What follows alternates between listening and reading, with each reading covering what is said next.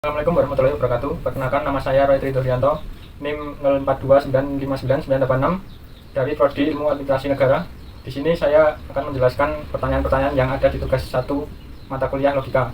Soal yang pertama, term pada hakikatnya terbagi menjadi banyak jenis. Sebut dan jelaskan 3 dari macam term tersebut serta juga contohnya. Term adalah suatu istilah atau kombinasi kata yang berperan sebagai subjek atau predikat dalam sebuah kalimat. Contohnya, dalam ungkapan kucing itu tidur, kucing itu berfungsi sebagai subjek, sementara tidur berperan sebagai predikat. Dalam konteks logika, istilah-istilah ini hanya memiliki arti ketika menjadi term, yang berarti bahwa istilah ini relevan hanya saat menjabat sebagai subjek atau predikat dalam pernyataan. Term dapat berupa satu istilah atau beberapa istilah terpadu. Istilah itu adalah tunggal jika hanya terdiri dari satu kata, misalnya binatang, membeli, mahal, kucing, dan sejenisnya.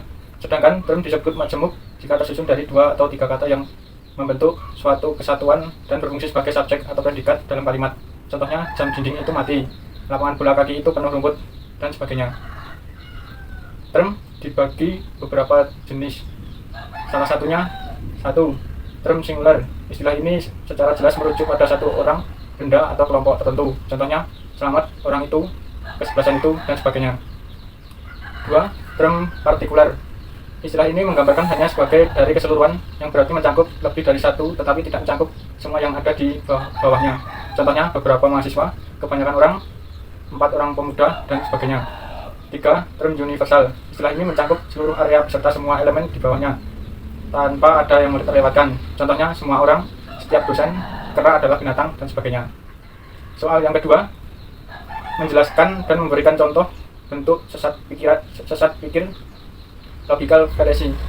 Bagaimana cara terhindar dari kesalahan logika? Logical fallacy atau sesat pikir adalah kesalahan penalaran yang menghasilkan argumen yang salah.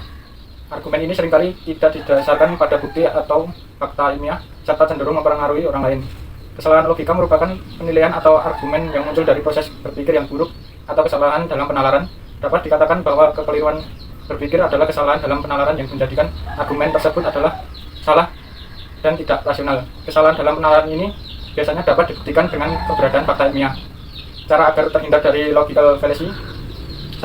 Mempelajari kategori-kategori dari logical fallacy. 2. Menyusun poin atau catatan sebelum menyampaikan pendapat. 3. Memastikan kebenaran dan menjelaskan argumen dengan memeriksa sama orang lain.